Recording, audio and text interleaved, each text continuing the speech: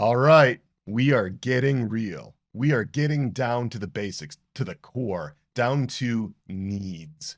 We're getting down to needs for safety in relationship, needs for recognition, needs for reassurance, needs to be delighted in by others, needs for love, real love, authentic love, and also needs to belong. Attachment needs. That's what we're talking about. That's what we are getting into today. But what makes this special is that we are doing this considering our parts, our exiled parts, our manager parts, our firefighters.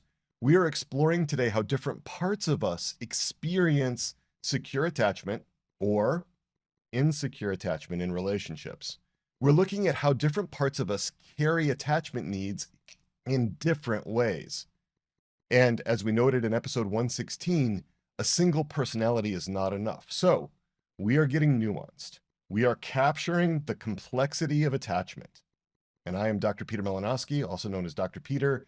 I am your host and guide in this Interior Integration for Catholics podcast, and I am so glad to be with you. I'm a clinical psychologist, a trauma therapist, a podcaster, a writer, the co-founder and president of Souls and Hearts, but most of all, I am a beloved little son of God, a passionate Catholic who wants to help you taste and see the height and depth and breadth and warmth and the light of the love of God, especially God your Father, and also your mother, Mary your mother, your spiritual parents, your primary parents. I am here to help you embrace your identity as a beloved little child of God and Mary. And this is episode 160 of the Interior Integration for Catholics podcast. It's titled Your Parts and Your Attachment Needs. It's the fourth in our series on internal family systems and parts work, Catholic style, and it releases on February 17th, 2025. And we're doing this podcast in a way that embraces Catholicism. I'm so excited about that. It's so critical. And what's also just excellent is that I'm not doing this alone. Oh no, this is so much bigger than me. I have two of my favorite people with me today. So, without any further ado, let's get into it.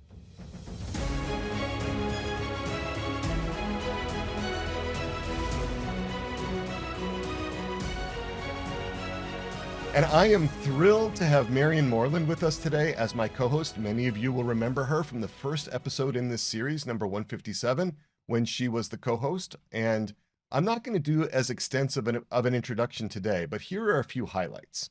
Marion is a level 3 certified internal family systems therapist. She's the lead navigator for our resilient Catholics community here at Souls and Hearts, and she is deeply committed to grounding human formation in an authentic Catholic anthropology, informed by internal family systems, informed by parts work and systems thinking.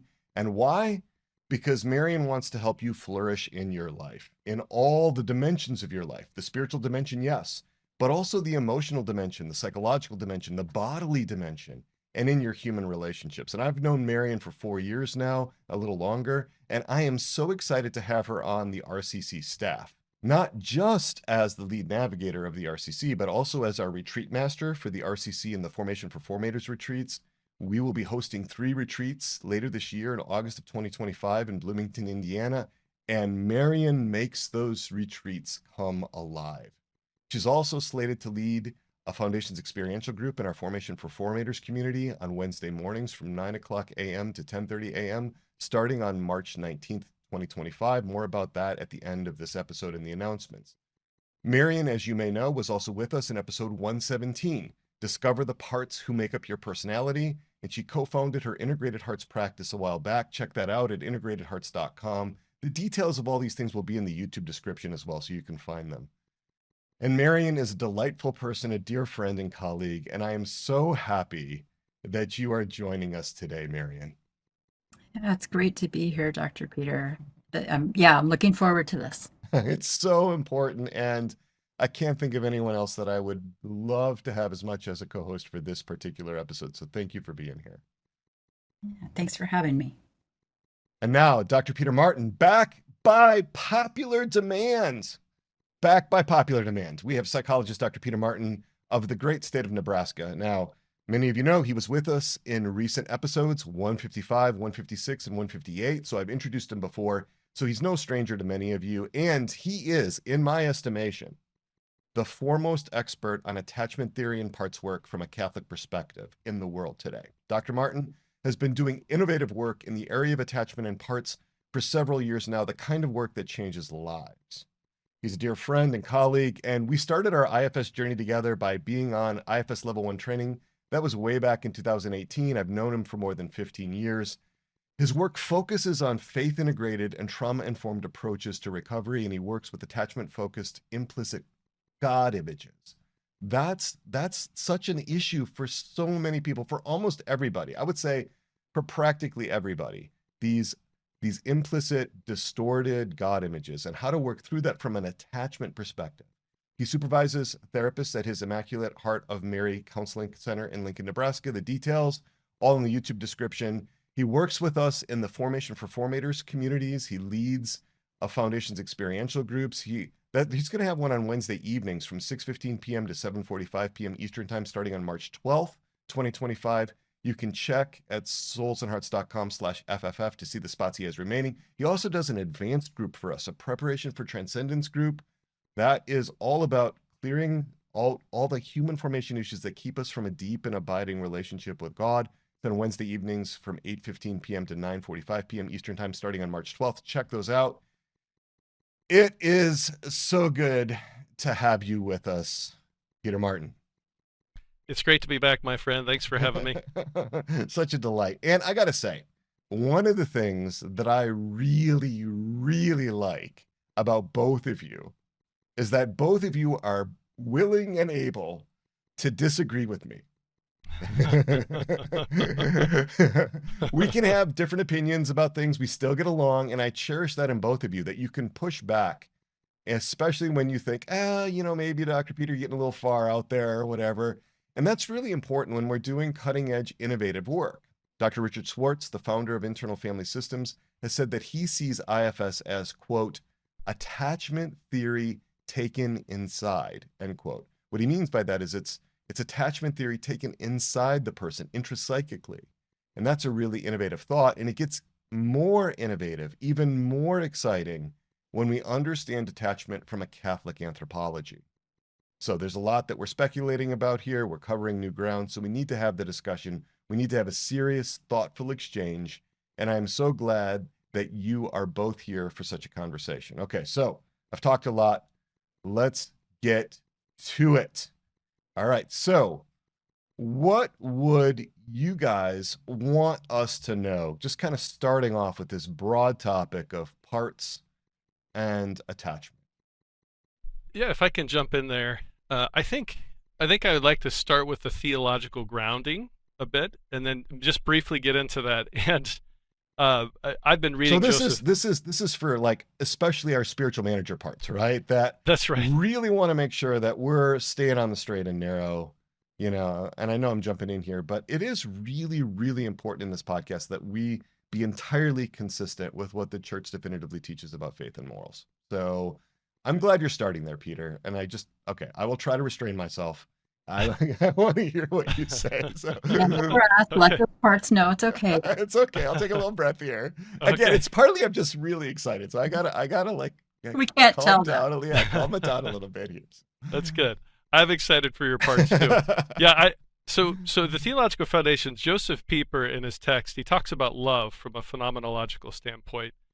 And he says, love, sure, it means to will the good of the other at the highest level, but also it says it's wonderful that you exist.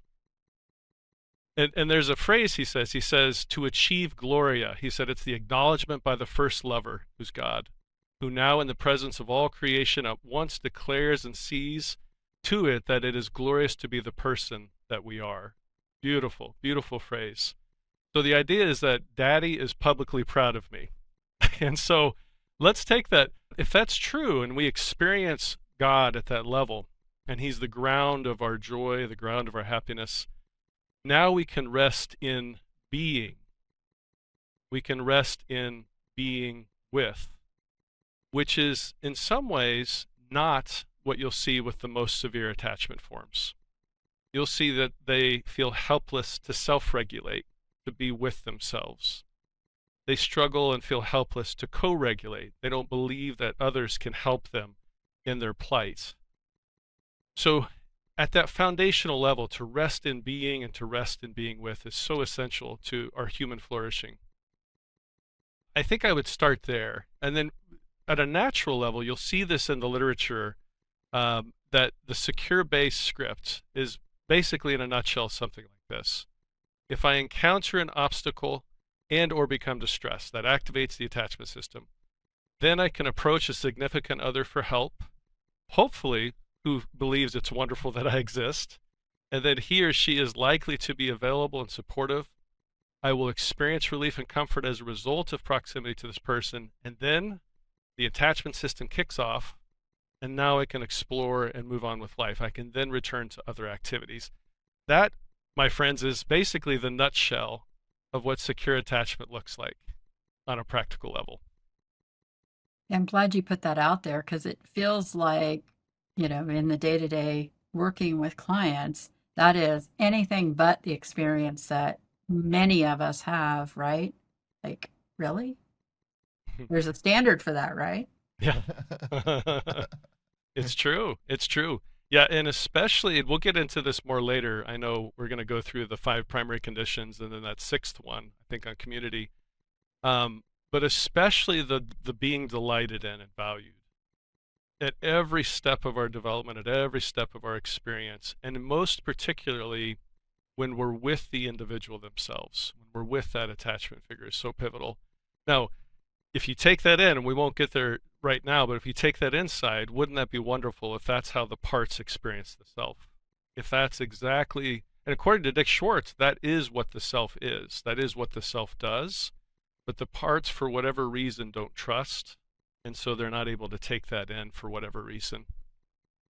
Yeah, the innermost self has that compassion and it has that desire for connectedness.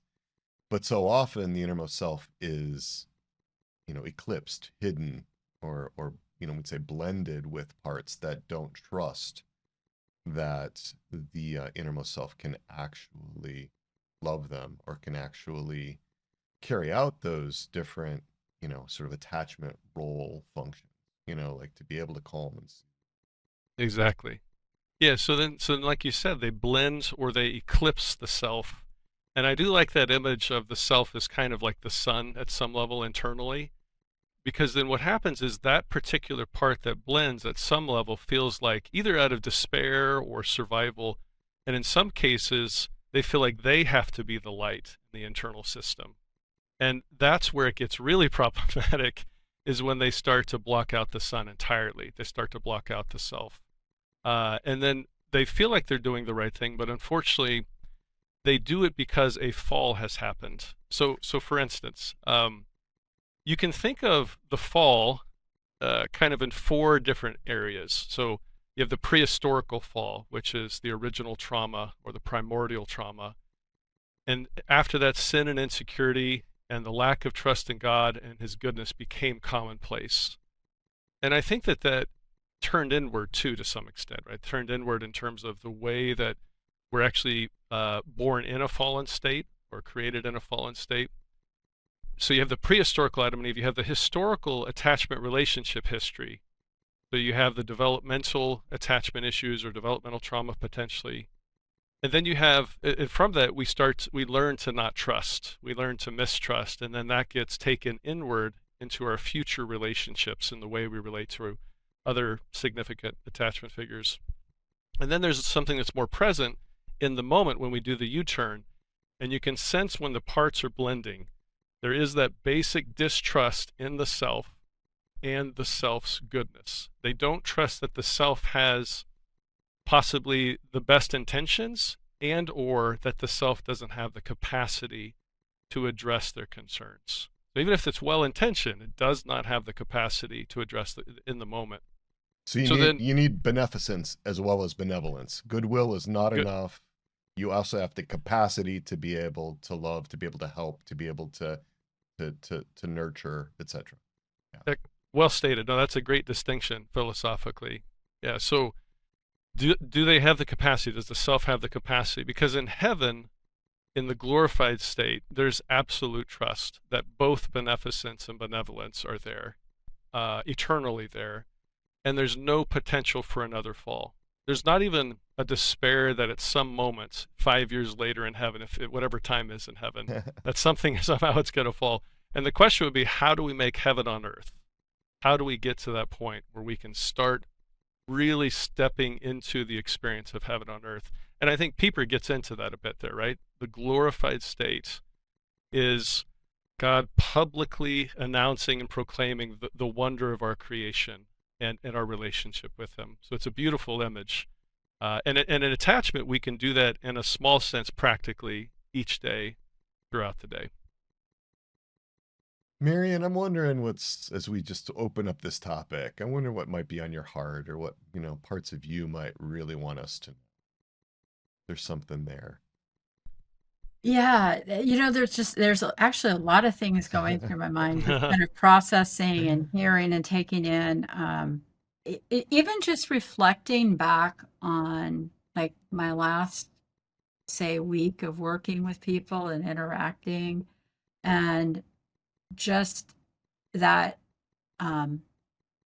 those parts that have been so neglected for so long, that the idea that self might be there is kind of possible for, the thinking parts, the parts that read the book, or the parts that, listen to somebody.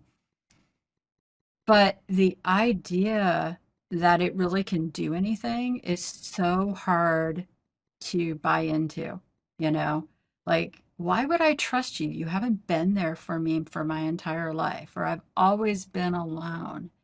And that hope, or that idea that we can have that perfect vision of security and safety here feels really big. But in that same regard, there's also that hope that comes that, I can look back at my life and say, yeah, and there's a nice chaotic attachment style, pretty much across my system, depending on which part you're playing with. And then to realize that, oh, wait, you know what? There is a sense of security that can develop. And how healing that can be. Not that I have it perfect by any stretch of the imagination, but that there's been greater space to say, oh, you know what? I can be safe, which for some people, that's a big deal, right? Oh man, yeah. First thing right there. Yeah. And then, I can be seen, like, even on these crazy podcasts where you're sitting back going, why here? It's a really big shift. And I remember back in grad school, which wasn't so long ago, for me, going through some of this, and the attachment style was completely new territory for me. Like, I'd heard the whole moms are supposed to attach to their kids, but not like a whole lot of specifics around that.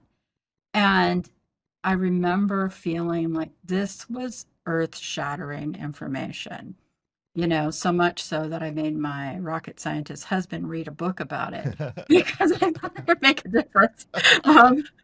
That this is a shift in thinking, and also a real opportunity for love and to grow in safety and security and our capacity to feel loved and receive it. So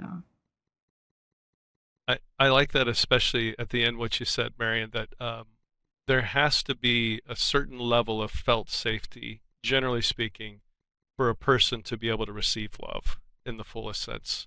Because if we feel too afraid, then there's protector parts are going to jump in. They're going to block access to receiving, or even to relating to another person, let alone receiving the love from another person. And so, once there's a sufficient amount of safety, that opens up all kinds of pathways to relating to others and becoming more open to love.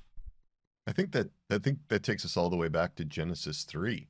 Immediately after the fall, immediately after eating from the tree of knowledge of good and evil, the one law, the one rule broken, Adam and Eve headed for the bushes, hiding from God, feeling very unsafe.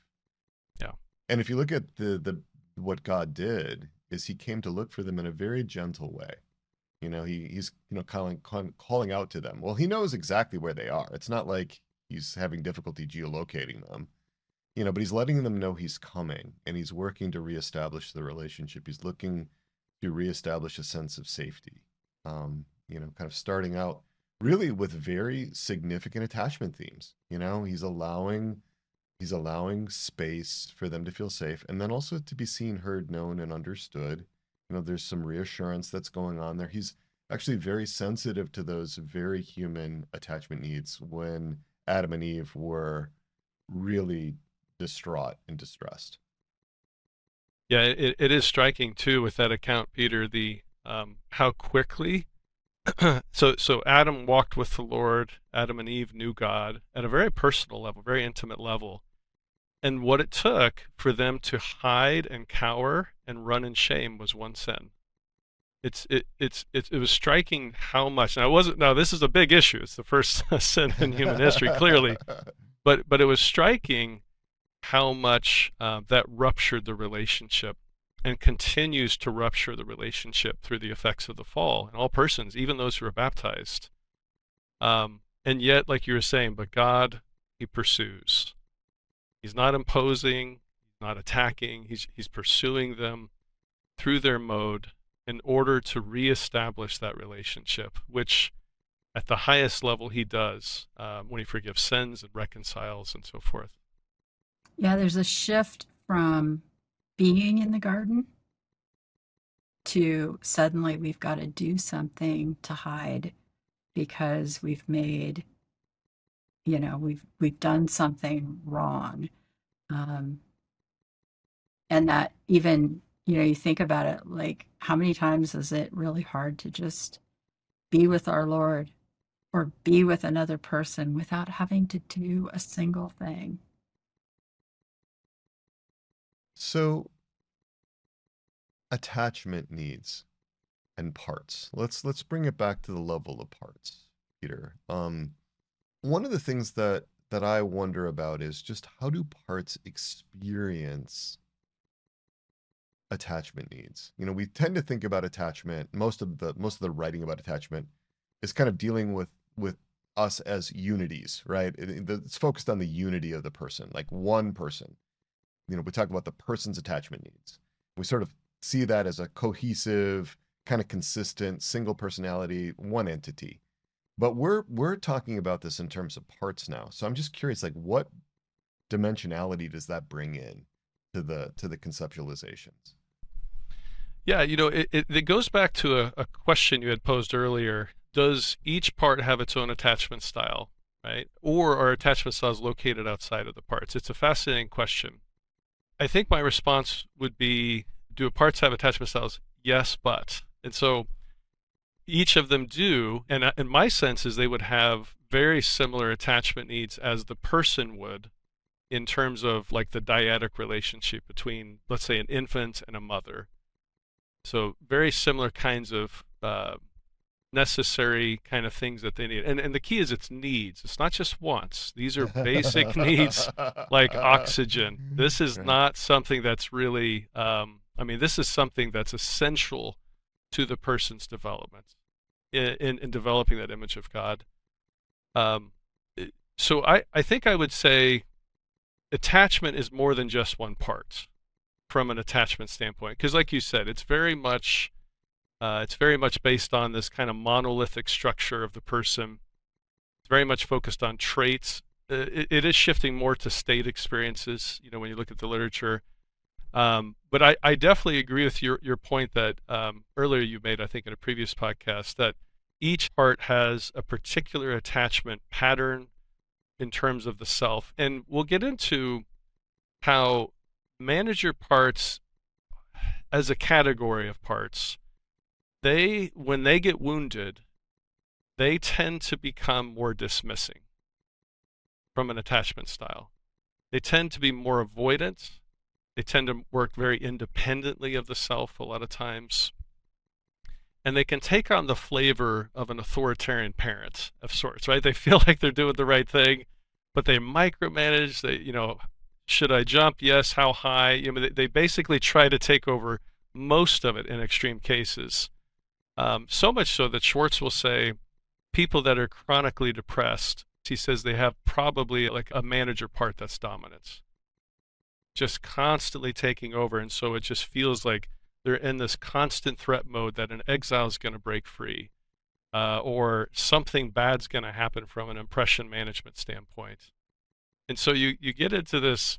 So what do they need from the self? They need reassurance that the self, this manager part, needs reassurance that the self is going to provide to make sure that things are going to stay in a structured way. They're going to stay organized. The self is going to be able to take care of the needs of the exile. And so the manager part needs that kind of reassurance. I do think it still needs safety. I mean, because the threat factor for a manager part can feel different from a safety standpoint than maybe an exile. Managers are probably less concerned about being abandoned by the self than an exile is, for instance. Well, because they have an illusion that they could fill the shoes of the self. Right. That they tend to have some of the capabilities of managing things in day-to-day life. So it's not as outlandish to think that they might be able to do that. Whereas exiles may be in a different place. Yeah, Mary. Sorry. Yeah. I was just going to say, for many people, their managers have been running their lives. Yes. I mean, yeah, that's how they've survived. Right. It is. Yeah, and Schwartz will say I think he'll say like some parts are basically like parentified children, kind of like you'll see in parentified families where you have a 12-year-old daughter or a 13-year-old daughter who's taking on the role of a parent to take care of the younger kids, and their value is based on, am I a good girl? Am I doing the right thing? I'm lovable if I do the right thing. And take that and put that onto the manager kind of role. The manager now has this kind of parentified role, not because the self is trying to get the manager to do it, right? It's not that. It's just that there was a fall somewhere, to use that language. There was some kind of wound that entered the system and now its job is to become the perfectionistic manager or the taskmaster manager or something of that nature. So managers tend to have a feel. So that's kind of the challenge of the manager. They kind of push away the self as the attachment figure and take over. Now, exiles, just to go to the other side, exiles from an attachment standpoint, exiles tend to be, if you think about on attachment theory, the level of anxiety, because they have this kind of bilateral continuum when they study attachment. One is the level of anxiety that a particular, let's say in this case, part has on can I trust that the self will be present and consistently and reliably there in a time of need or high distress. Exiles tend to go on the more highly anxious side. They don't trust. They feel like the self is either going to abandon them or not be present, because the exile's experience is being exiled. literally as the name implies, right? They've been exiled a large part of their life by a protector part. And so they kind of think the self has allowed it, right? So the self, and so they think, has allowed this and maybe has been neglectful. And so it's hard for them to trust that the self will be there. Managers, on the other hand, would be more on that bilateral continuum on the level of avoidance. Now, there is some anxiety. They don't feel like the self's there, but I find them to be just more distant and dismissing. And that's kind of the approach they take. Now, firefighters, from an attachment standpoint, firefighters are a little more complex. I'm not, Peter and I had talked about this before. It's complex in the sense of when you get into more severe levels of like disorganized attachment, some of the theorists like Kathy Steele and I think it's Otto Vanderhart and so forth, will comment that with disorganized attachment, you have this kind of biological paradox where we are wired to connect with an attachment figure, but then we're also simultaneously afraid of them. So what that means is we have a need for attachment, but then we also have a need for protection in that same relationship. And as a consequence, they say, they call them, I think it's the little child parts are the ones that want to attach intensely. And then they say the ones that want to defend are kind of these adult-like parts or something like that. But it maps onto the manager parts, the ones that protect. But then you get these firefighters, and this is love to hear you guys' experience of working with clients and your own anecdotal experience. But firefighters, when they become dominant, and Schwartz will say like someone that's diagnosed with some kind of a alcohol addiction or substance addiction probably has a dominant firefighter part that's kind of running the show. But I have found people with more severely presenting issues a lot of times are firefighter dominant. So that would be someone that has dissociation, because dissociation is a type of escape firefighter. It's kind of a detached protector of sorts. Again, we talked about alcohol and drugs or other kinds of addictions, or even something like suicidal parts or something like a self-harm part. Those I would classify as a firefighter. So when firefighters become the dominant parts, I don't know what the proportion is, but as a general rule, generally that means there's more severe functioning overall internally. So yeah, so safety is really, really prominent, just getting the firefighters safe enough to be able to relax. Yeah, I find it helpful to think about firefighters in a slightly different role. Maybe this helps me kind of frame them as I'm working with clients who have active fire or strong firefighters. That Dick's reason for naming them firefighters was not because they're dousing the flames of emotions and the exiles, like parts of me thought for a time, but it's that they want to swoop in and save the day. They want to rescue whatever's happening, right? Which makes a lot of sense why drugs and alcohol and food and shopping and all those things that, can be in the addictive category start showing up with them. But it's also like this sense that I have figured out now that no one else is going to be there for me. And so these firefighters have to come in and do something to take care of me. And so yeah, there's a like they want to be the heroes in this situation. So whereas the managers are trying to kind of tell us everything we need to do. If you do it perfectly, then nothing bad will happen. The firefighters realize that bad stuff's going to happen because it's been happening. And so they're all about like, how do I stop it? How do I make it not hurt, alcohol or dissociate, zone out, do something. But ultimately, it's again that cry to say, we need something to help us regulate what's going on inside of us. And in the absence of security or, a secure attachment figure, we're going to look for anything we can to fill the gap. So, yeah. As you're sharing that, Marion, I'm having a thought of a firefighter that might actually desperately seek attachment with somebody else.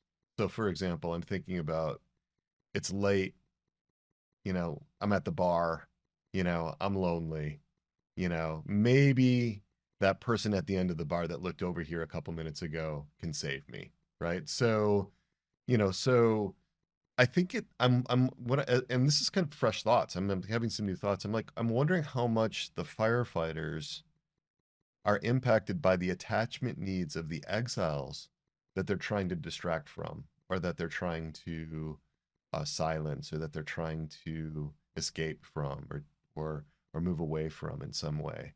I mean, if it's an attempt to, in some ways get the exile what the exile needs, but in a way that's not self-led, that's not ordered, So I'm just thinking there's a lot of variability here. I know we're trying to wrap our minds around like common patterns and so forth, but I also think there's a lot of variability about, how firefighters might behave or even how managers might behave. So just to kind of preserve that, to say, you know, the main difference between firefighters and managers are that firefighters are reactive. They're acting reactively when an exile is already broken out, and there's already, signaling that there's a threat to the system because we don't know what that firefighter or what that excel is going to do.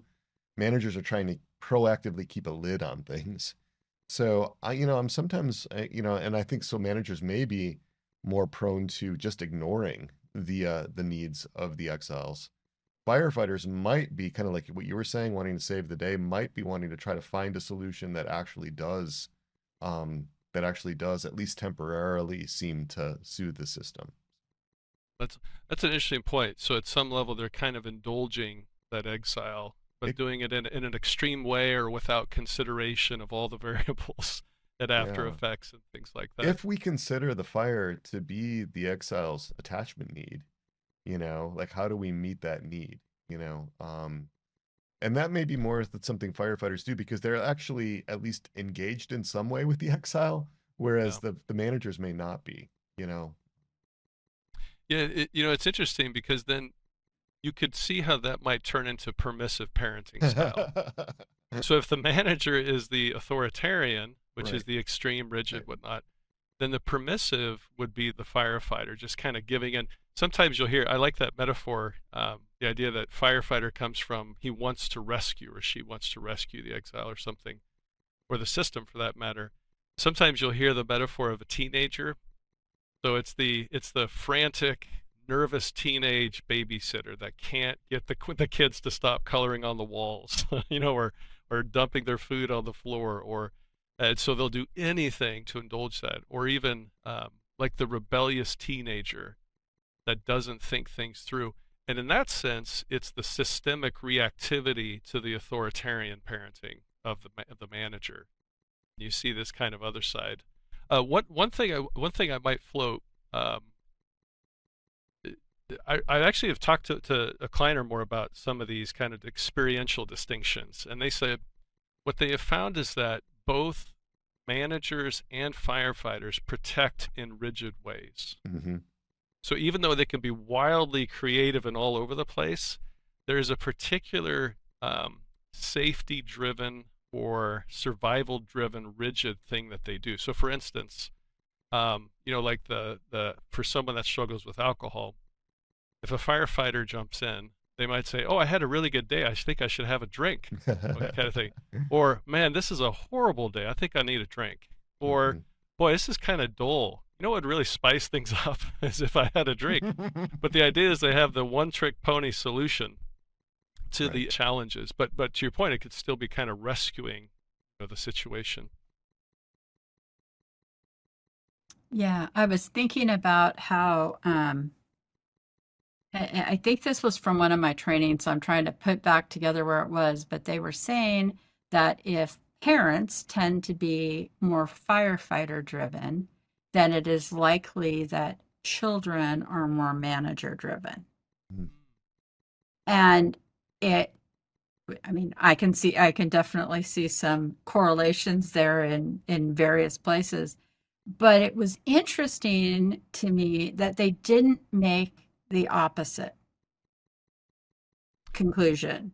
Yeah. They're not saying that manager driven parents lead to more firefighter driven, which I don't know. Yeah, I don't know whether it's true or not. So, so you're saying, so in some one sense, like begets like. So if you have a manager-driven parent, it begets kind of a manager-driven, potentially, or the opposite. It, The it other turns way into a around, firefighter, yeah. rebelliousness, Right. right? So if I've got really firefighter driven parents, irresponsible, overspending, and it doesn't have to be addiction type behaviors, but just impulsive, making choices that feel good in the moment, that the child is going to learn to be more manager driven because they have to be able to respond to whatever might come out of those firefighters with the parents.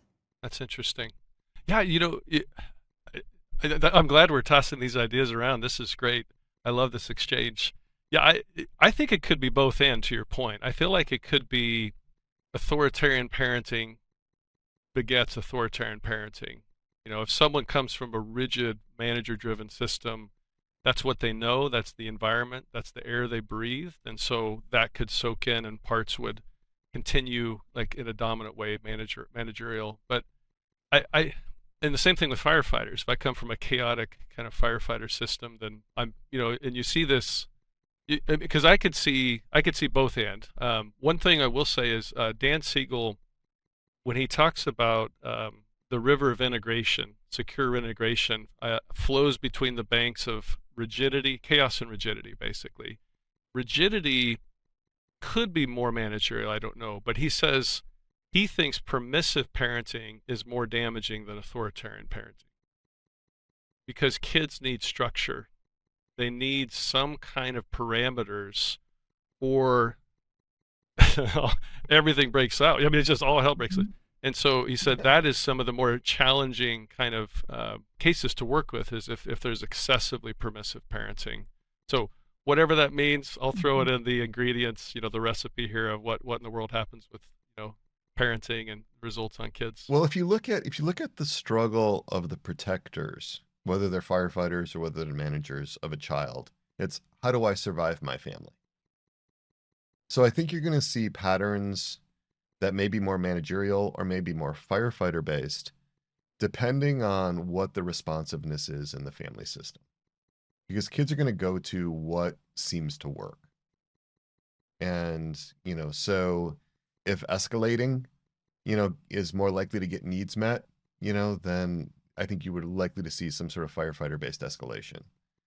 It could even be manager based escalation though, if it's calculated and it's proactive and it's designed to get needs met before the Exiles break out.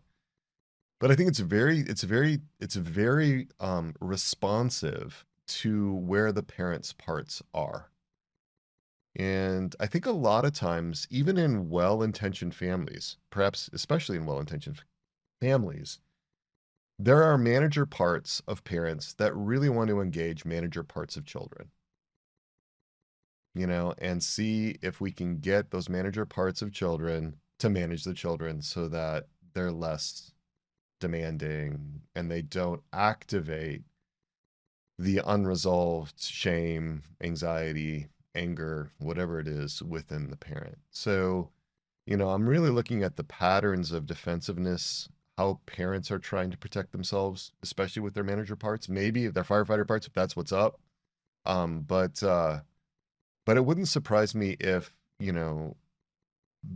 the response to chaotic parenting or firefighter-based parenting is an attempt to lock everything down, to get very managerial, and to really try to hold it together, at least in my little slice of existence. So that makes sense what you were saying, Marion, about that kind of response. Again, though, I think there's so much potential for variation on this, though, depending on what the needs are, how well they're met versus not met, which needs we're looking at. Because not only do we have the attachment needs, but we also have the integrity needs, and sometimes those integrity needs will trump the attachment needs. We'll talk about those integrity needs next time in episode 161, but yeah, and sometimes parts that are attempting to get the same attachment need met will go about it in diametrically opposed ways. Like they have very different ways based off their experiences and how they've made sense of their experience. And it can really work at cross purposes and wind up with, what can look like disorganized attachment, I would say. Now, I know, Peter, you and I might disagree about that a little bit. I'm not sure. But I tend to see that disorganized attachment where it's really chaotic as not being so much a part, sort of like with wild variations in its approach, but that we're seeing a sequence of parts blending and unblending, blending and then being taken over and being kicked out by other parts that have different agendas and different approaches to attachment, very different attachment styles, so that it doesn't look like it's a coherent attachment style. Yeah, I know, and I feel like I feel like I like the idea, to your point about disorganized attachment. I do like the idea that there are multiple parts present, and each of those parts can have an attachment pattern. But what happens is when they're present at the same time in a conflicted way or alternating fashion, you run into some problems. And that's kind of what Kathy Still and others would say with disorganization is you have that childlike parts, which might be equivalent to an exile, can operate at the same time for attachment needs that the protector parts show up and try to protect at the same time. And so you could have a cluster of parts that are really amplified. I was reading Frank Anderson's Transcending Trauma. He's got a nice little chart on, I think it's on page 80, and he lists off, he basically says insecurity is when the part of the child attaches to like a burden part of the parent. Yeah. And he says, but security, more or less, is when the self or the parts of the child attach to the self of the caregiver. Right. That makes a lot of sense to me. Right. In terms of the particular part's attachment pattern. Yeah, so I feel like that makes a lot of sense. But when they study attachment, my sense is that they're looking at sometimes multiple parts, like you said. It could be in sequence. It could be like activated at the same time, where it's like, I'm terrified of you, but I need you, for attachment figure. And so I'm just assuming what they're looking at is multiple parts, but one might be more dominant than the other. Yeah, well, that fits with the whole premise that it's not an individual part or the symptom. It's not the alcohol or the drugs. It's the system and how the system is handling it. And it doesn't necessarily mean like all of our parts. Right. C. Sykes uses her addiction triangle, which can be really helpful. Yeah. Because we learn that where that firefighter's pushing, there's almost always a manager that's pushing back in a different way. It says, get clean, do this, go to this treatment program. And neither, there's this push back and forth between them, or physics between them, when the protectors are battling, and neither one of them's really acknowledging the exile that's feeling whatever it's feeling. They're just so busy doing their job as a protector that they miss everything else. Yeah. That's that loss of vision. Parts do not have a breadth of vision, and so they can't see the whole picture. They've got a strong sense of their own lived experience and their own understanding of that experience, but it often doesn't take into consideration other parts in their experiences, because there's not the unifying breadth of vision that the innermost self has.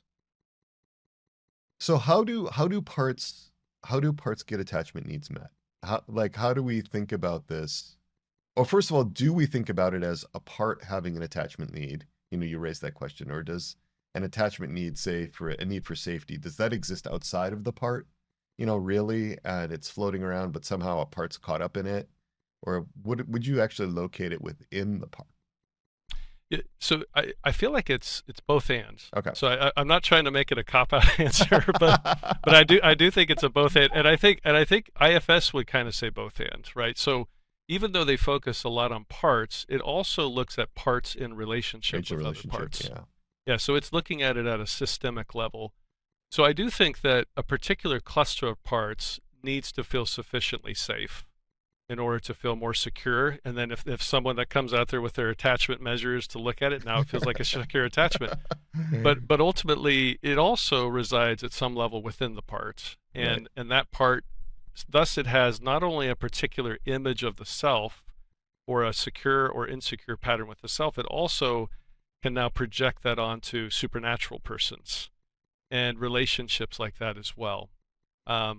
So yeah, I think it's a both and. One thing that I would say, and maybe this will go up on the YouTube, but like that circle of security, I want to mention that briefly.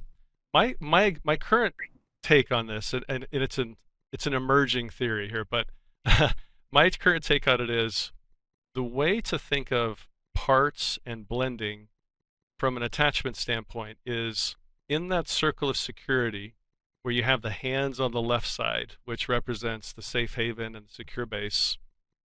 in that circle of security, when a part blends, it's distressed. So it's literally its attachment system has activated, and we are wired so that we are generally will look for an attachment figure to help. Now, that may sound paradoxical when it comes to dismissing attachment, but even dismissing attachment, what they'll find with dismissing attachment, like a manager in this case, what they'll find is that when it's activated, the infants in the strange situation procedure, they would act like the mother had not returned after she left, rather than getting into the whole 8-step procedure. But what they would do is they wouldn't go to the opposite side of the room from the mother. They would go close enough to the mother, possibly with their back turned to the mother, acting like, oh, I don't need her help or support. But really, they wanted some proximity. Right. They still needed the mother, but they didn't show their cards. Right. In that regard. Right. And so my sense is, even with someone like a part like a manager part that seems very dismissing, independent, wants to take over, and eclipse the self, my sense is that if we can think about those parts as needing the attachment figure, as needing the self to intervene, and to intervene in a particular mode. So one of the things they find with someone with a dismissing attachment is they generally felt like their parents weren't present or curious. They just weren't interested, especially when it comes to emotional life. Especially. Now, they're interested when they do well in school, or they're interested in practical things like sports and achievements, but they're not super interested in the emotional life. So if the person can kind of learn to operate from self, that this manager part taking over is doing so because of some type of attachment need that's not being met. Now it turns into more of a curiosity and a presence focused kind of relationship. And then once that part is seen and known through the 6 F's, let's say, now what happens is you see it start to relax, trust increases, and things just flow. The mojo's better. So yeah, I tend to see parts blending as an attachment activation that needs the self to kind of support it. Yeah, and I was saying, sort of thinking about this as sort of like sometimes when we talk parts, we can get heavily focused on multiplicity at the expense of unity. And so who of us would say, well, I'm not injured, but man, my left arm is really bleeding. Like there's Right. it's only that part of me that's injured, and it's just sort of localized in that one part, right? We would Right. say at a bodily sense, Yeah. we're injured, right? So Wait a minute, I've done that. Have you done that? It's just a flesh wound, right?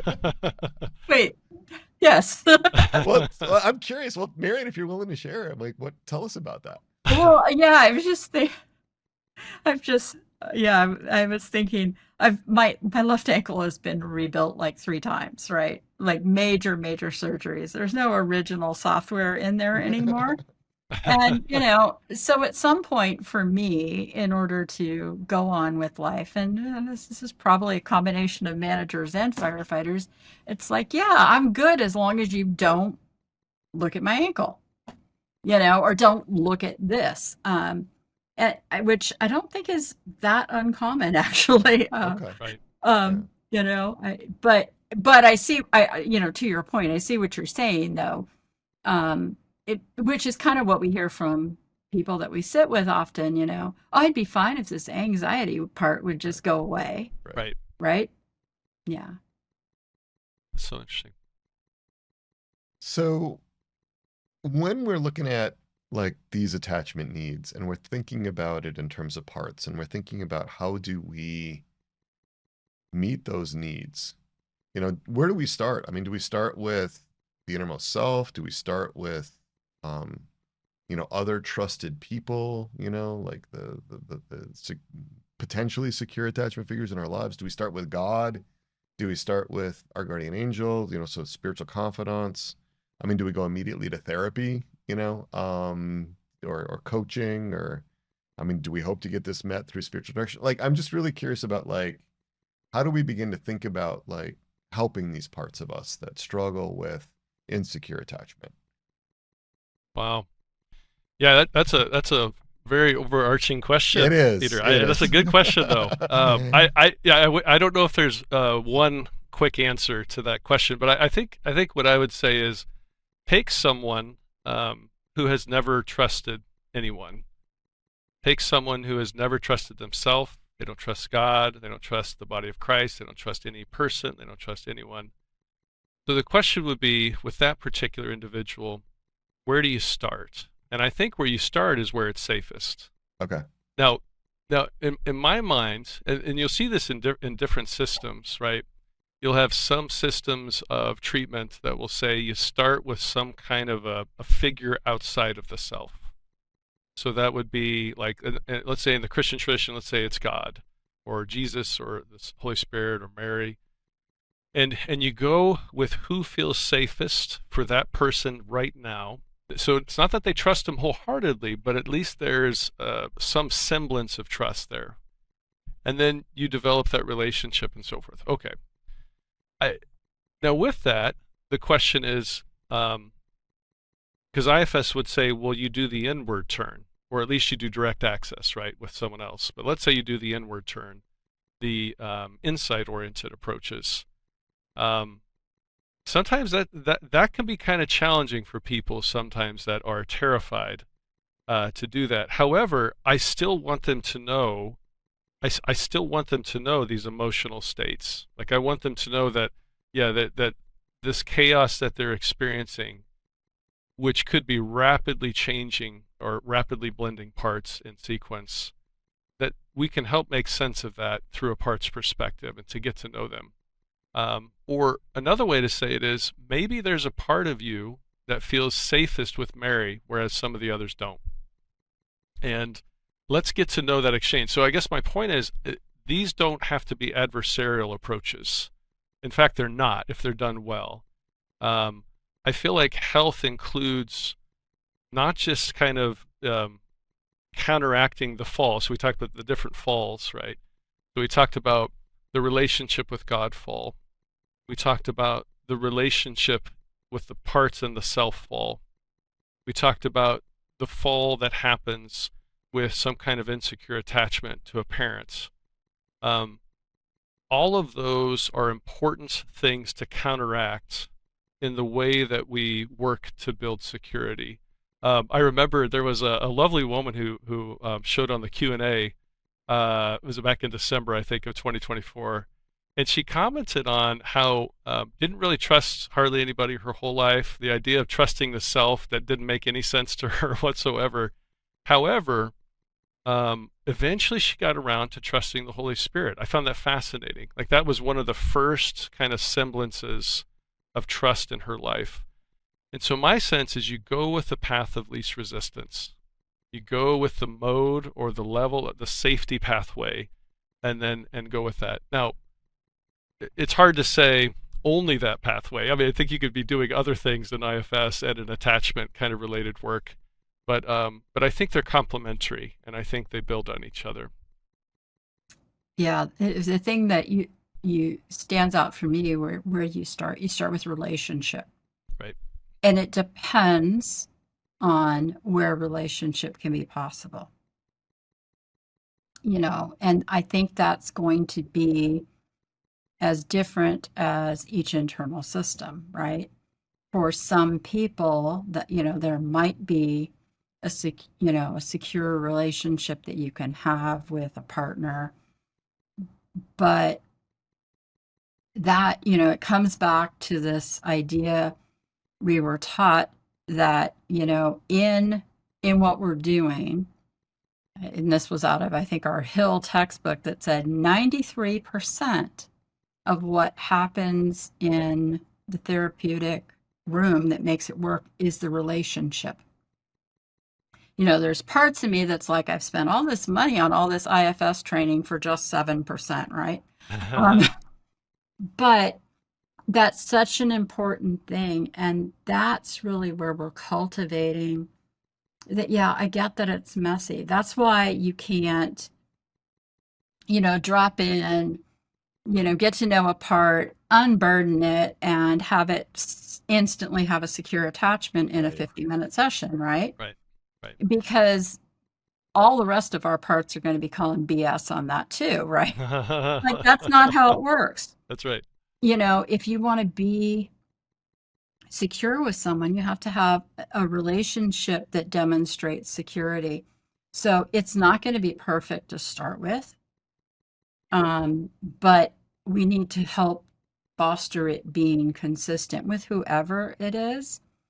I do tend to stay away from spiritual confidants until there's like evidence that that's going to bring safety, because so often I see managers that are like, well, I'm just going to bring them all to Jesus.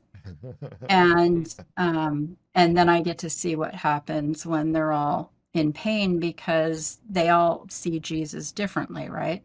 Right. So for me, I feel like I start with, my hope is that they're going to be able to develop it within themselves. In that absence, I'm hoping that the dynamic between myself and whoever I'm working with will begin to give them glimmers of possibility, of hope, that this can be safe. There is such a thing as safety. Yeah, even if they experience just for a couple of seconds, there's something real about that can be remembered or recalled. Yeah. Mm-hmm. Yeah. So, Peter, I thought maybe one area to look into was this kind of pink elephant in the room. So we're talking about IFS theory and self, and then we're also bringing in attachment theory, right, and so forth. Well, for those who have read like some of the attachment theorists, and then also Dick Schwartz, you'll see this kind of strong difference of opinion. Let's just say, to put it nicely, where attachment theorists will make the claims that babies have no self. That's literally a quote I took from Alan Srouff's book, when he's kind of the key researcher, has done a 40-plus year study, longitudinal study on attachment. I think even after 40 years, they have 170 subjects still in it. It's pretty remarkable. But he says babies have no self, and the self develops through the relationship, and he calls it the emergence of self through an attachment relationship. So it's almost like through the self of the mother, and let's just, for the safe example, the child's self emerges. Okay, so they base it very much on nurture. So Schwartz, on the other hand, does not base self on nurture. In fact, he says it's inherent. We're born with the self. It does not develop, and it cannot be damaged. So it's kind of this unfallen, supremely secure internal attachment figure that has been there from the beginning. So what do you do with that? How in the world do you try to find a way to reconcile those two theories? I'll do my best. I do think there's some overlap, and I'd love to hear your thoughts on it, Marion and Peter. The first thing I would say is I think both of them are right, but both of them are wrong. That's to put it short. I think Srouff is right from an empirical standpoint. You don't see certain elements of what we would call kind of a strong pattern of self with infants, let's say early on, before the attachment patterns kick in, and before they start to have, kind of their rational capacities develop. So from an empirical standpoint, the way he classifies self, you can't really measure per se, right? Okay, so he's right there. However, he's missing out on the imago Dei here. I mean, this is obviously the core aspect of our humanity. It's an organizing principle of who we are. So there's a self there. And so I think Srouff is talking about actualized, manifest self is not there per se with an infant. Schwartz, on the other hand, says, no, it's there, but it's kind of latent. You can't see it because, the neurological capacities aren't there, and other things prevent the self from exercising its capacities. So he's looking at latent potentiality of self, but of course he goes too far with that too, because again, it's the unfallen, supremely secure, internal attachment figure, and it turns into kind of like a godlike self. That's what he capitalizes it, capital S, self.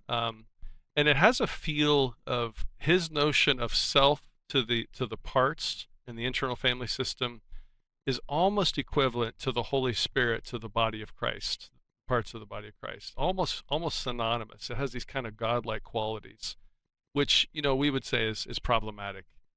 So I just wanted to float that out there. But I think one of them emphasizes one thing to the exclusion of the other, and both of them kind of do that.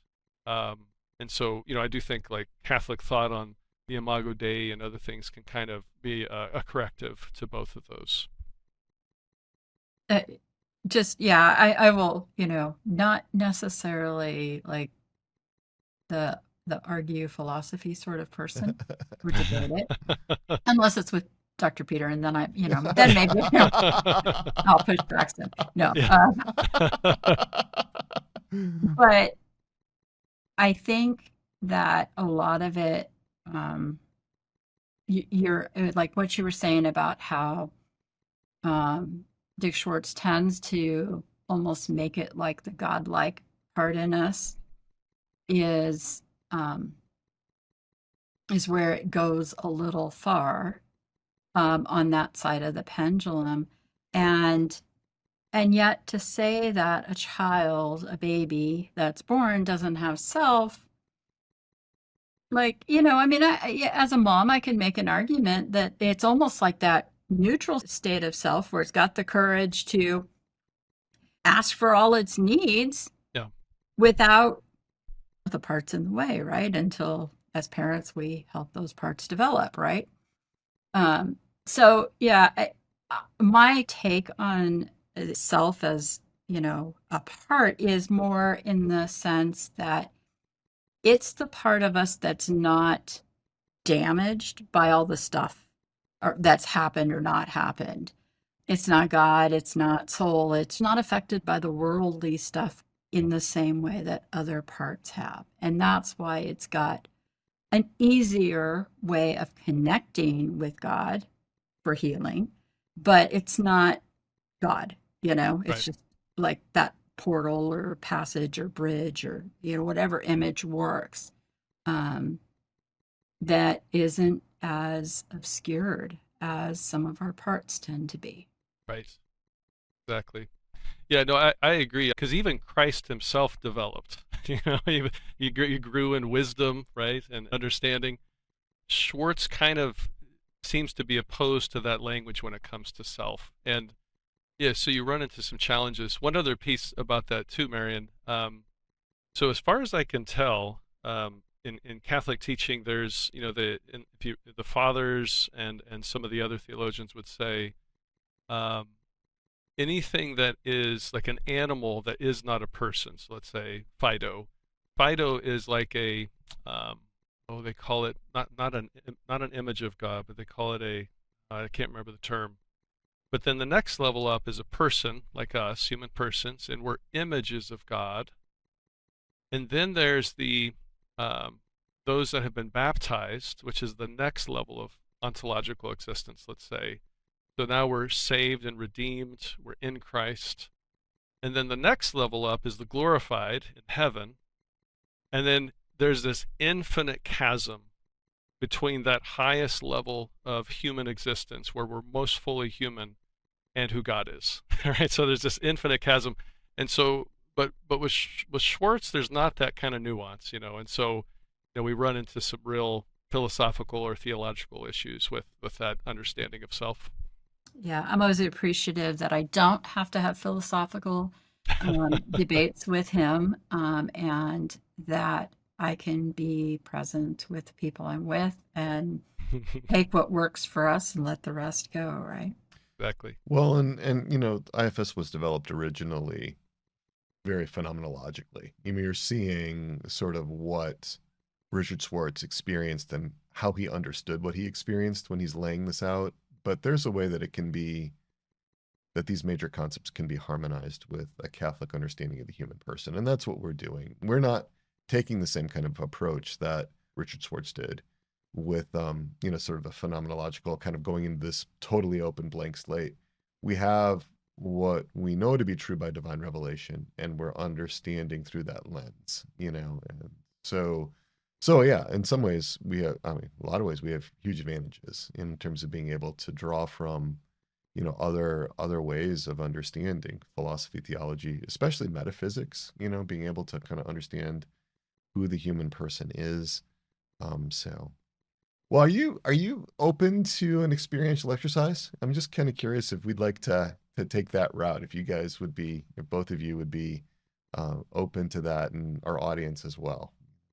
Yeah, So, sure. yeah. Yeah, that works. All right. So I thought what I might do. We haven't talked about them a lot, but there's, as so many of my viewers, my listeners, we talk about the 6 attachment needs, 6 primary conditions of secure attachment. The first 5 from Brown and Elliott's 2016 book, Attachment Disturbances in Adults.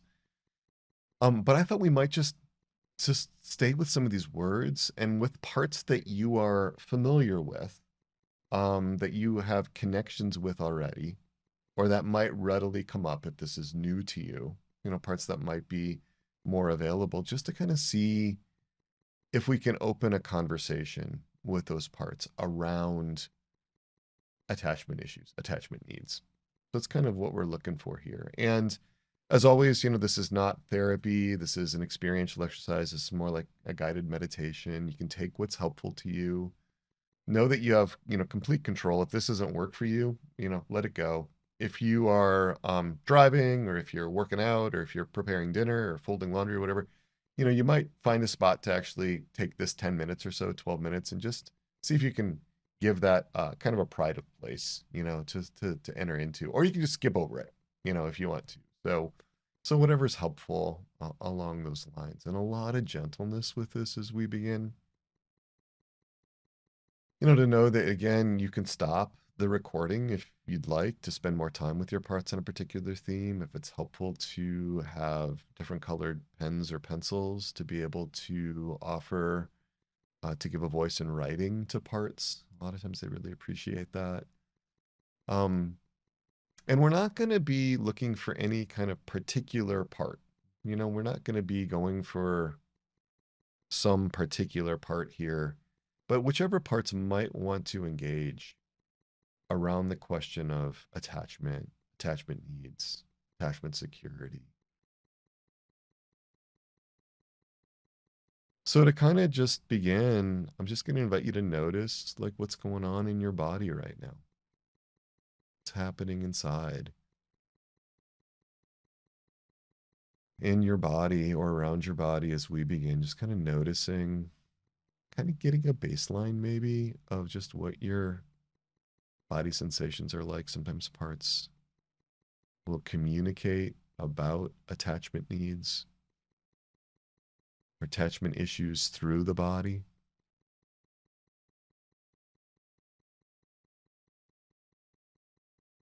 And that first attachment need is safety. We're going to start there.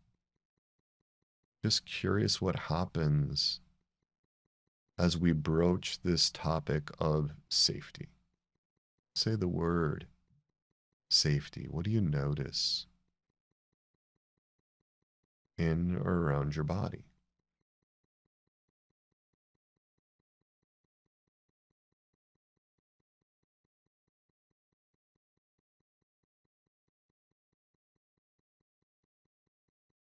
If it's helpful to,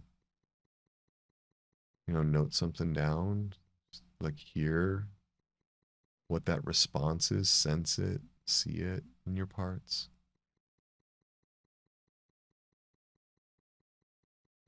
I think safety can be so underappreciated in terms of its importance. I think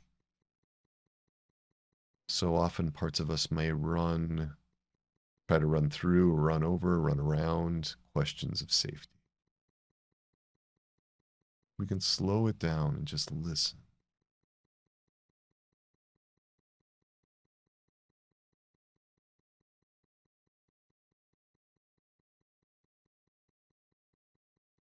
A felt sense of safety and protection in relationship.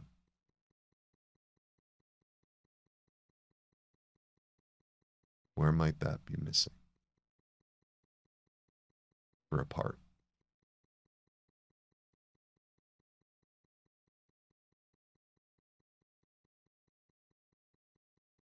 Can we accept that there might be something missing there? Be open to that.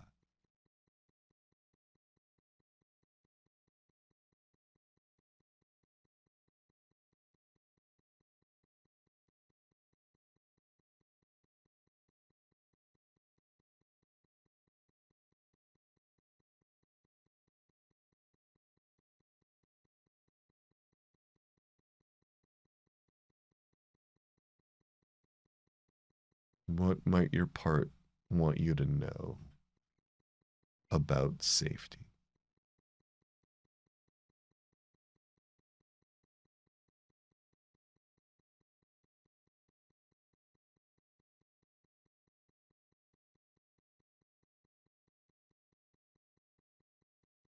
And if you're finding that you're really engaged in this topic of safety, that's great. You can stay there. You don't have to follow anything else. If you're really kind of dialed in with that, stop the recording, stay with that. But sometimes there's a need for recognition, you know, a need to be seen, heard, known, understood, to be recognized. Just curious if that need for recognition, there's parts that are available enough, willing enough, that feel safe enough to be able to acknowledge and share a need for recognition.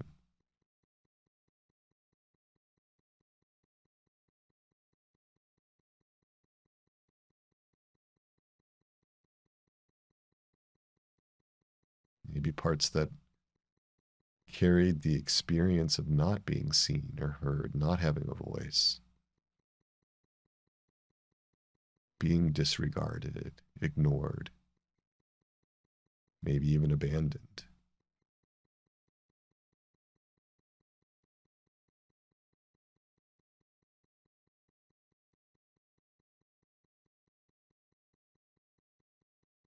And again, we don't want to get too intense with this. If you're noticing that it's too much, too fast, you can slow it down, you can stop the recording. But so often, parts do struggle with this lack of recognition.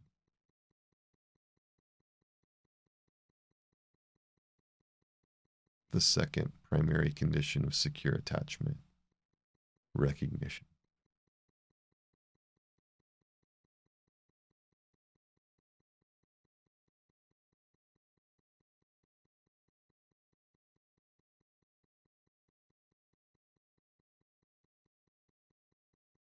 And then the third is reassurance. When I say reassurance, what happens inside? What do you notice? What might be coming up as a trailhead?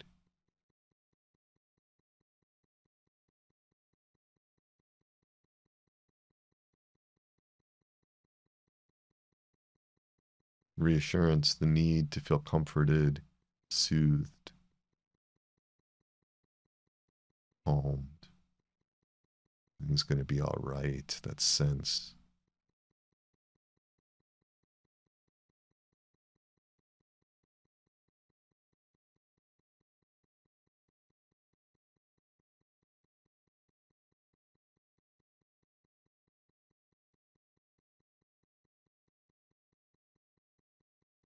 Wonder if there's a part that just felt like it had to make it in the world without that reassurance.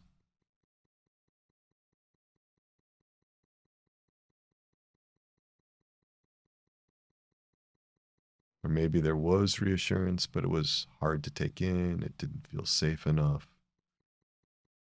Maybe there was reassurance in the history, but it didn't feel attuned. It came without recognition. So it felt hollow. even if it was well-intentioned.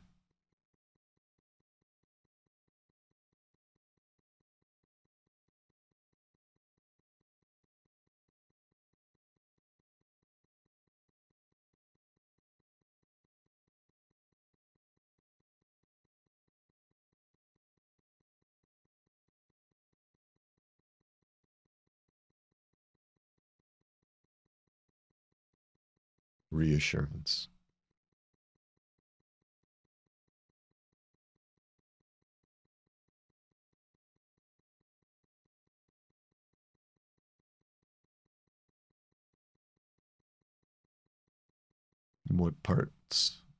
What might parts want you to know about reassurance?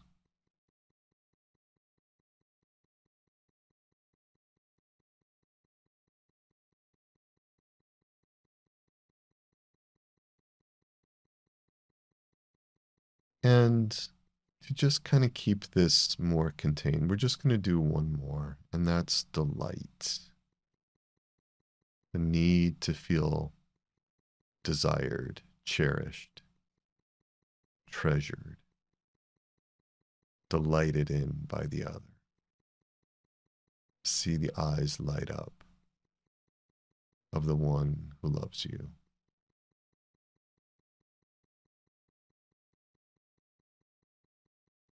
It's so common for so many parts to never have had an experience of being delighted in. It's not contingent on performance or achievements, but it goes back to it's wonderful that you exist.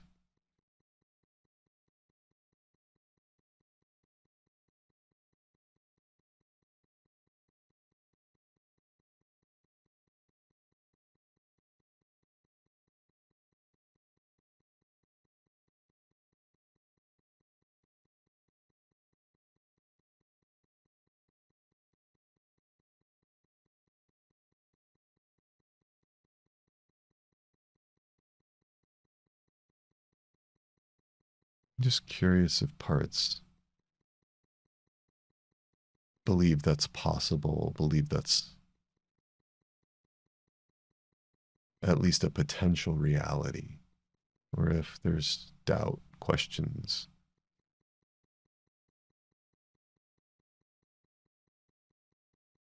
What do they want you to know about their experience of being delighted in or not delighted in, or the counterfeits of delight that they've experienced, whatever it is?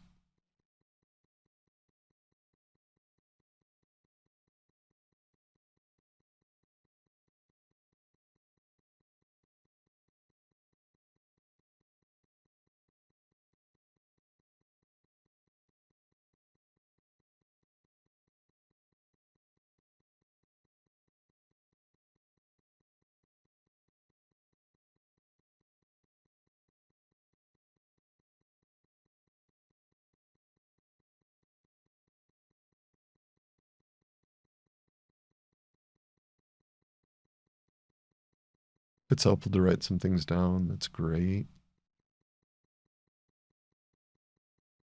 You know, whatever's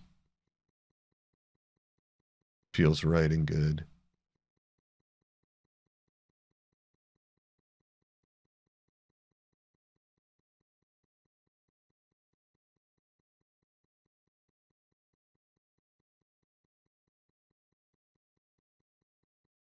And to to think about these four words and to choose one of them for a next right step: safety, recognition, reassurance, delight. Just to see if there's a next right step for you with one of your parts.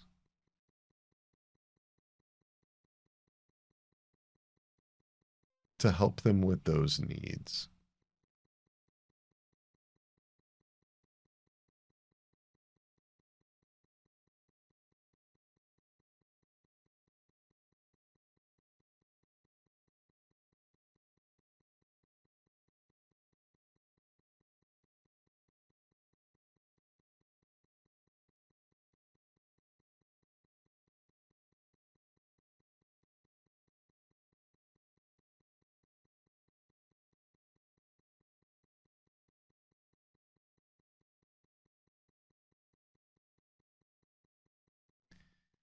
And as we sort of bring this to a close, just to know that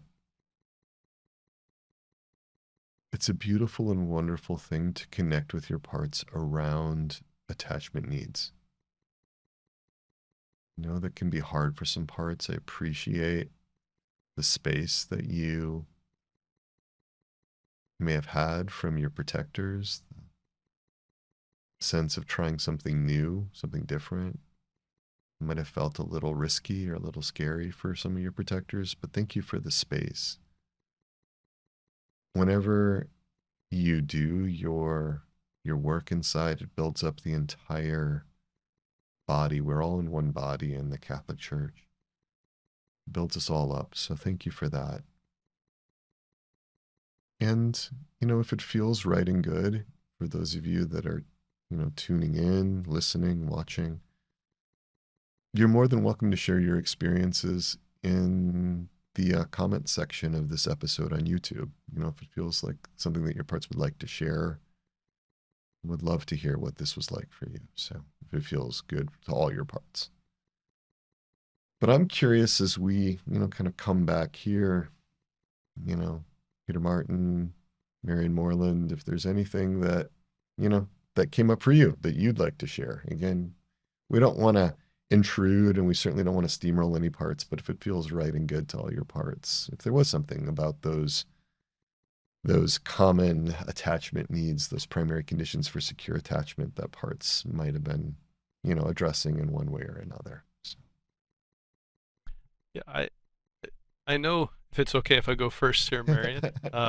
Yeah, I think for me, on the safety issue, there were parts that were concerned about basically two different areas. The first one was, did I get it all in? Is it, we're here talking about it. I'm supposed to be this guest expert, and here I am talking about it. Like, did I make it something that was absorbable, something that was tangible, and did I get it all in? So there's a concern part, kind of an urgency part there.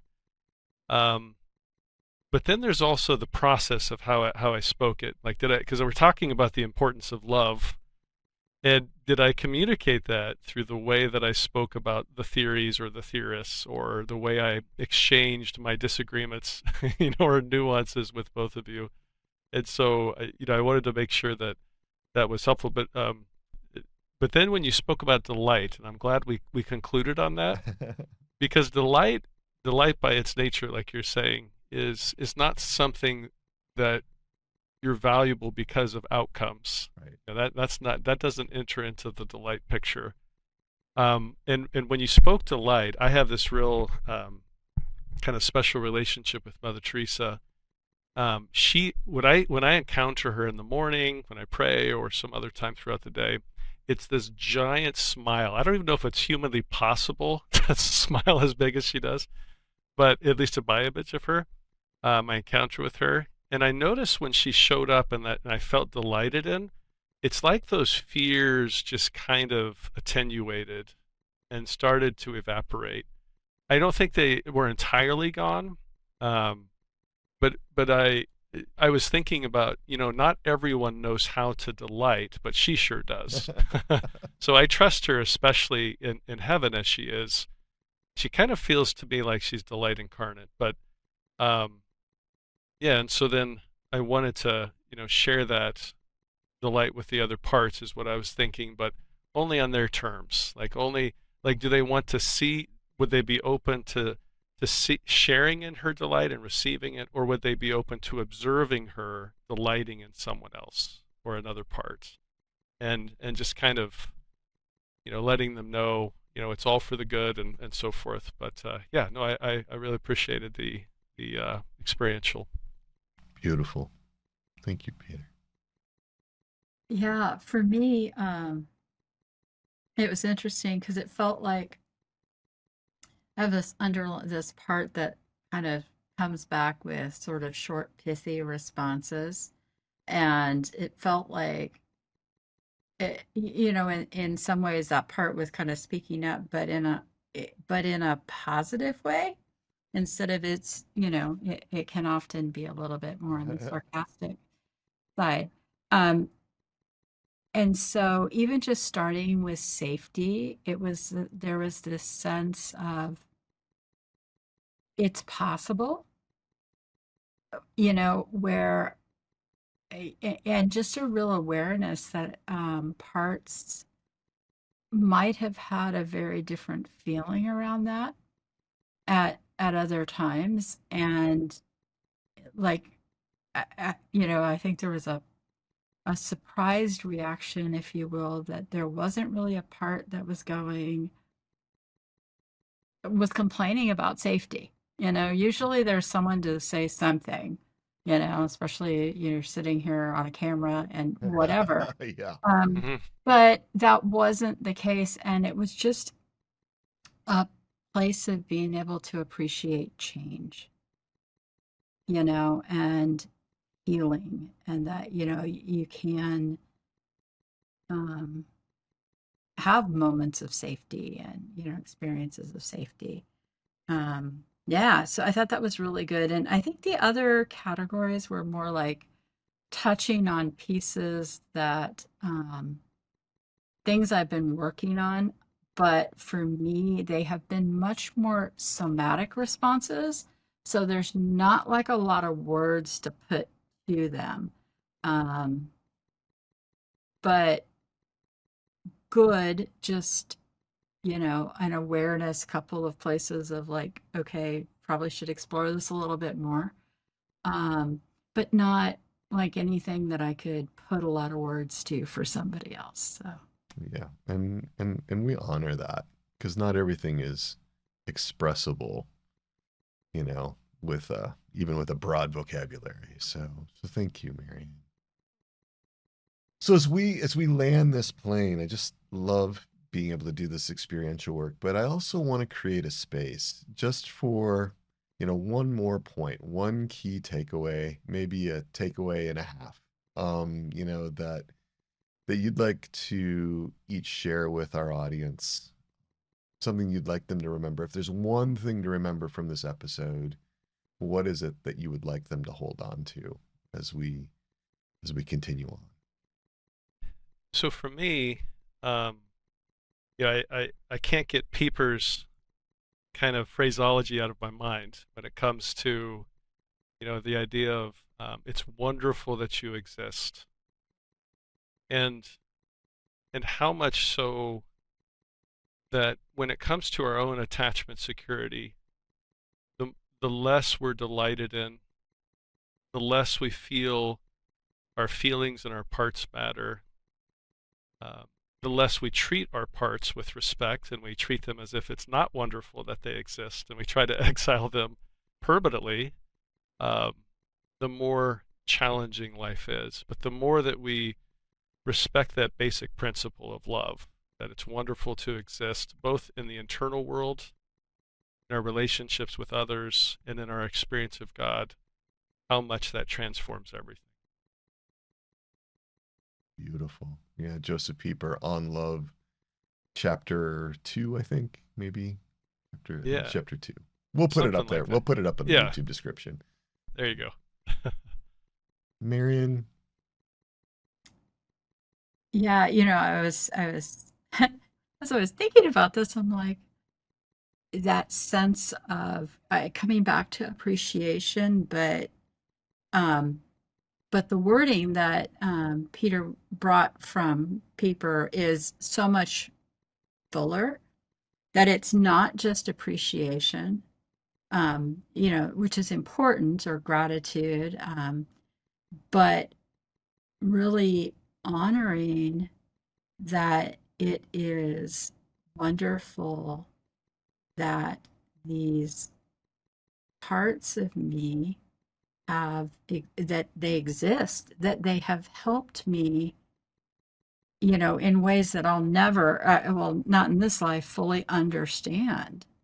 I think just sitting with that, your words were better than what I could come up with. That's because I stole them from Pieper, I think. There you go. Yeah, probably. But yeah, I think that's kind of sums it up for me as well. Beautiful. Okay, so on to the announcements. First of all, If you liked this episode, like it on YouTube. Give us a good review wherever you listen to podcasts. Comment and subscribe on YouTube. We'd love to hear from you in the comment section of episode 160. That's this one in YouTube. And if you comment, I will respond to you. Don't forget, I have conversation hours. I open my phone lines to talk to you every Tuesday and Thursday from 4:30 p.m. to 5:30 p.m. Eastern Time. The number 317-567-9594 for a conversation up to about 10 minutes about anything that we're talking about in this podcast or anything that I'm addressing in any of the materials here at Souls and Hearts. Also, calling all Catholic adults. The Resilient Catholics community is now open for new members for the rest of the month of February, another 11 days. We do this kind of parts work. We work on attachment issues in the RCC. We work with those attachment needs.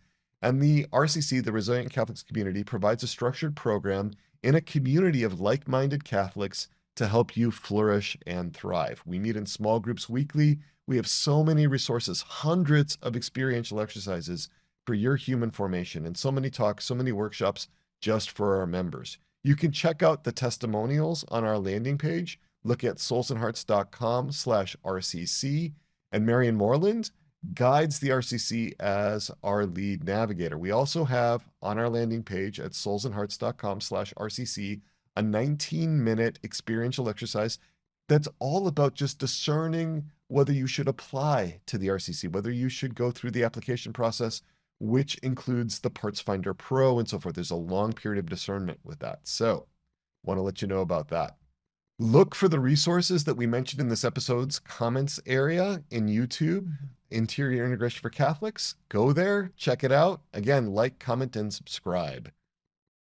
So we'll end by invoking our patroness and our patron. Our Lady, our Mother, Untier of Knots. Pray for us. Saint Joseph. Pray for us. Saint John the Baptist. Pray for us.